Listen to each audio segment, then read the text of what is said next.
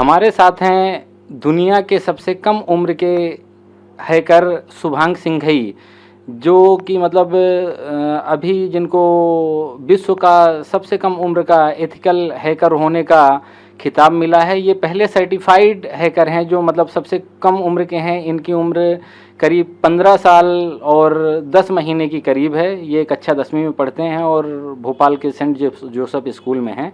आइए हम उन्हीं से जानते हैं कि कैसे उनको हैकिंग का शौक़ लगा और किस प्रकार वो काम कर रहे हैं। बताएं शुभांक, कैसे आपको शौक़ लगा है हैकिंग का, कैसे आपने शुरुआत की इसकी? एक्चुअली में जब ये कोरोना पीरियड आया था 2019 एंड 2020 में, जब पेरेंट्स ने लैपटॉप ला के दिया एजुकेशन पर्पज़ के लिए, क्योंकि उस टाइम पे ऑनलाइन क्लासेस चल रही थी।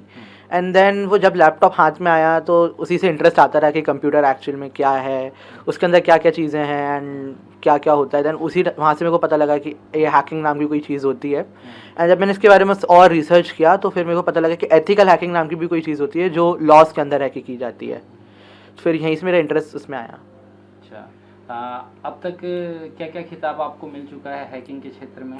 हैकिंग के लिए हैकिंग के फील्ड में मुझे बहुत सारे सर्टिफिकेट्स हैं मेरे पास। अभी मेरे पास CISEH है जो कि certified information security and ethical hacker है।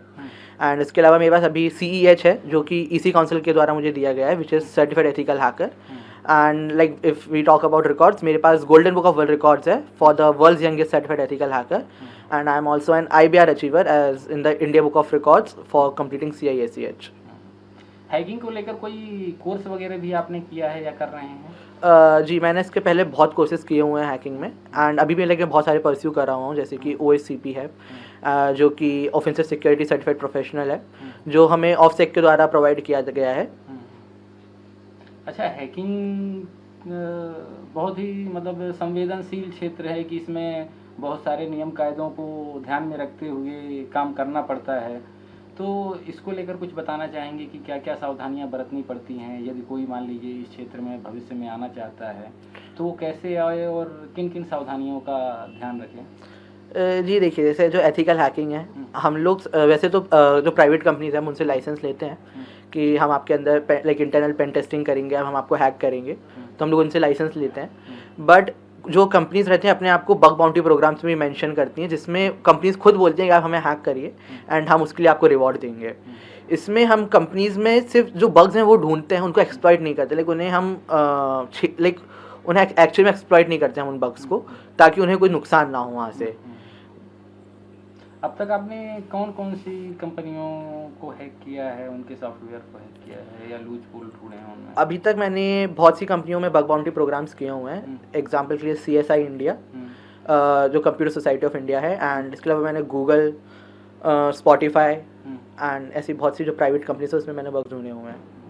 अभी आप एथिकल हैकिंग को लेकर कोई कोर्स भी कर रहे हैं क्या? जी, करेंटली मैं डेमिस्ट्रो टेक्नोलॉजीज जो कि अहमदाबाद में है इंडिया में, उधर से मैं CIOSE कर रहा हूँ, जो कि certified information offensive security expert. And साथ में ऑफ सेक्स से OSCP कर रहा हूँ, जैसे मैंने अभी मेंशन किया। अच्छा, ये जो मैक्सिको की EC काउंसिल ने एग्ज़ाम लिया था उसके बारे में कुछ बताएंगे कि क्या कैसा रहा उसमें?